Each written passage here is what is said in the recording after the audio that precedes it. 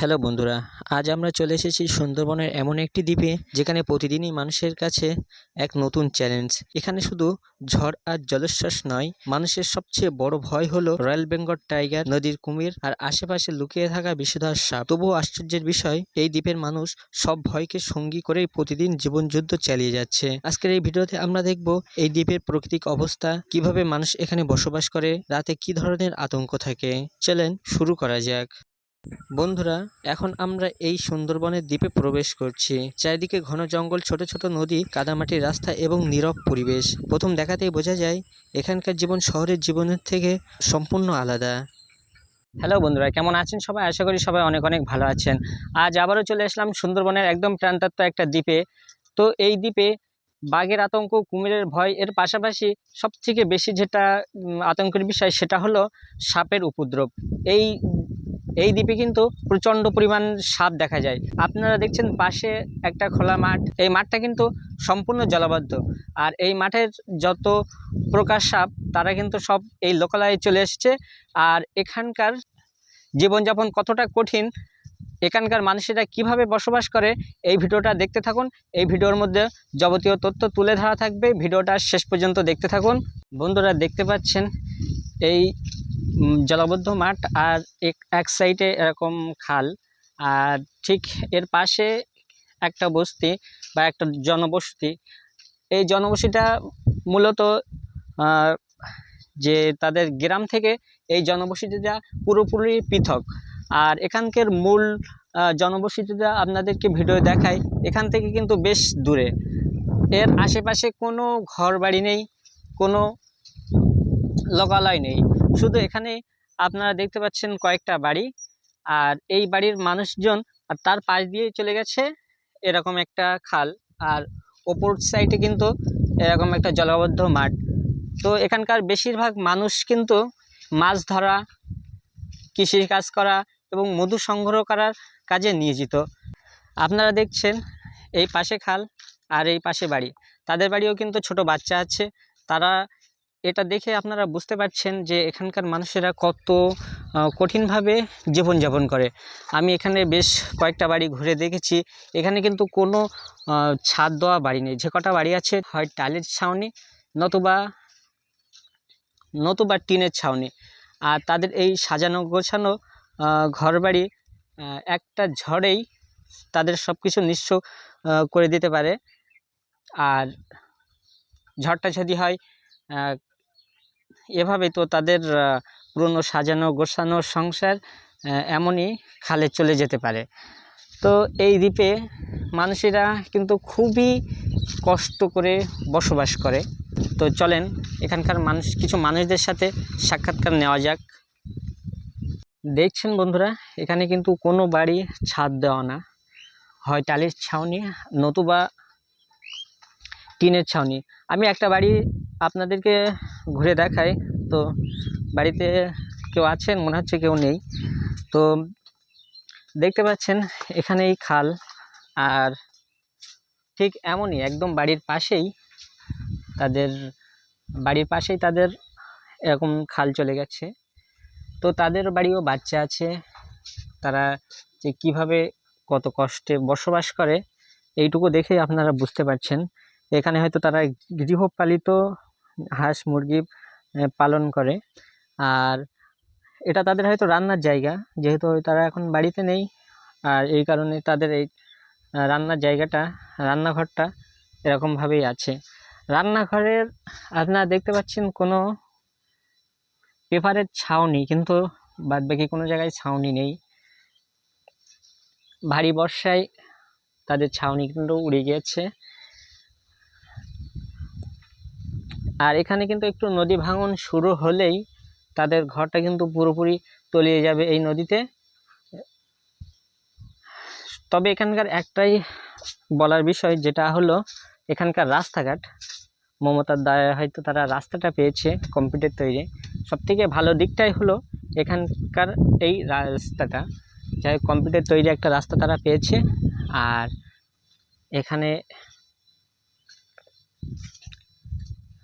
ওখানে দেখছেন বিভিন্ন রকম পশু, যে আমরা বলছিলাম গৃহপালিত পশুগুলো, ওগুলো কিন্তু ওখানে চড়ে বেড়াচ্ছে। এখানেও অনেক গৃহপালিত পশু আছে। আর একটা ইঞ্জিন ভ্যান দেখতে পাচ্ছেন। এখানকার মানুষেরা কিন্তু সচরাচর কৃষিকাজ, ইঞ্জিন ভ্যান চালানো বা এই ধরনের জীবিকার উপর নির্ভরশীল।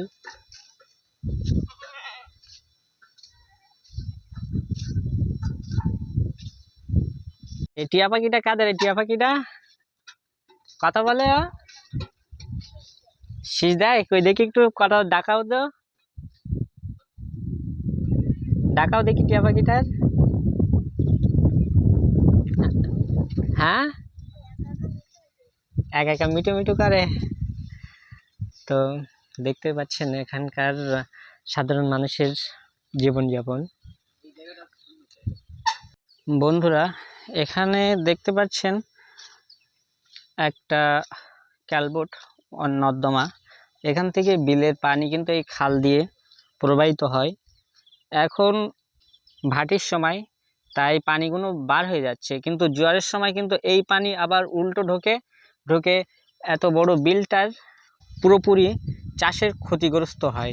তো এখানে যদি একটা পাকা যদি একটা ক্যালবোট করা যায় বা সুইচ গেট মতো যদি করা যায়, তাহলে এই বিলটা হয়তো রক্ষা পাবে। দেখতে পাচ্ছেন বিলটা কিন্তু যথেষ্ট বড় না, মোটামুটি ভালোই বড়। তো শুধু এই সামান্য একটা প্রবলেমের জন্য এখানে কিন্তু শত শত বিঘা জমি চাষ থেকে মার হয়ে যাচ্ছে বা তাদের চাষের ক্ষতিগ্রস্ত হচ্ছে। আর আমি আগেই বলছিলাম যে এখানে একটা সাপের আতঙ্ক বা সাপের একটা বিষয় বলছিলাম। তো আশেপাশে কিন্তু খুব একটা ঘরবাড়ি নেই। আর আপনাদের যে কটা বাড়ি দেখিয়েছিলাম ওই কটাই। আগে একদিন এসেছিলাম, সেখানে তারা সাপ নিয়ে বিভিন্ন রকম কথা বলছিল, বিভিন্ন রকম গল্প করছিল।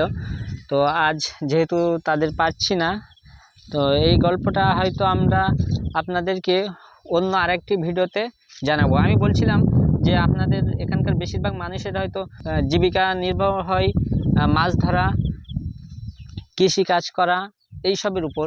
এখানে দেখতে পাচ্ছেন বিলে মাছ ধরছে, এখানে দৌড় পাতা আছে, আর হয়তো কালকে এসে দৌড় তুলবে। অনেক সময় এই দৌড়ের মধ্যে প্রচুর সাপ পড়ে। আর তাছাড়াও সামনে কিছু জায়গা আপনাদেরকে কতটা দেখাতে পারছি জানি না, ক্যামেরায় কতটা আসছে জানি না, কিন্তু ওই যে পুরো একটা ভেড় মতো আছে, ওখানটায় কিন্তু পুরোপুরি সাপের বসবাস। ওখানে কিন্তু সাধারণ মানুষ গেলেই সচরাচর সব সময় ওখানে সাপ বার হয়। সাধারণ মানুষ গেলেই সাপের তাড়া খেয়ে তারপর সে ফেরে। তো যাই হোক বন্ধুরা, এখানকার যে নর্দমাটা যদি পাকা নর্দমা বা যদি ক্যালবোট টাইপের করা যেত, তাহলে এই শত শত বিঘা জমিগুলো চাষের ক্ষতিগ্রস্ত থেকে রক্ষা পেত।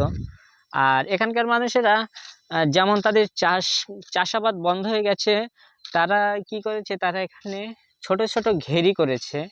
ছোট ছোট ঘেরি করে তারা কিন্তু চাষবাস করছে, মাছ চাষ করছে তারা।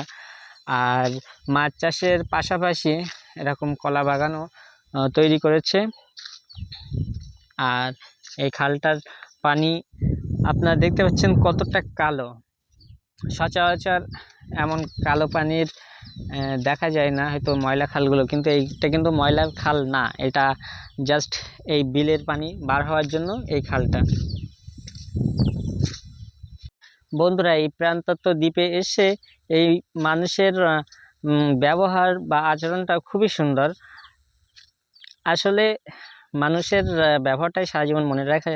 তো এখানকার আমরা যখন আসছিলাম, এখানকার বিভিন্ন বাড়ি থেকে আমাদেরকে ডাকছিল। কেউ বলছিল যে জল খেয়ে যাও, কেউ বলছিল যে চা খেয়ে যাও। তো এখানকার মানুষের ব্যবহারটা খুবই সুন্দর। আর এটাই তো গ্রাম বাংলা। গ্রাম বাংলার মানুষদের ব্যবহার, তাদের আতিথেয়তা সত্যিই অসাধারণ হয়। আর এই গাছগুলো কি গাছ বলে আমাদের এখানে, বাতাসা না এমন একটা কি একটা গাছ বলে। তো আপনাদের এলাকায় এই গাছগুলোকে কি গাছ বলে আপনারা জেনে থাকলে অবশ্যই কমেন্ট করুন। আর পুরো রাস্তার দুই ধারে বাওলা গাছ দিয়ে ভরা। আর এই মাটির ঢিবিগুলোতে প্রচুর পরিমাণ সাপ থাকে। যেহেতু এখন দিনের বেলা, সে কারণে খুব একটা নজরে আসছে না, কিন্তু এই দ্বীপগুলোতে, এই যে মাটির টিলাগুলোতে, ঢিবিগুলোতে প্রচুর প্রচুর পরিমাণ সাপ থাকে। দেখেন এখানে সজনে গাছ লাগানো হয়েছে, আর যাতে গৃহপালিত পশু যেমন ছাগল গরু যাতে ক্ষতি না করতে পারে, সে কারণে বাওলার ডাল দিয়ে সেগুলোকে সেভ করা হয়েছে, সেগুলোকে সুরক্ষিত করা হয়েছে। আর এই জলাবদ্ধ মাঠে আগে বলছিলাম যেমন চাষ হয় না, সে কারণে এখানকার কিছু মানুষ তারা মাছ চাষে আগ্রহী হয়ে উঠেছে। আর তারা ছোট ছোট ঘেরি করে মাছ চাষ করছে।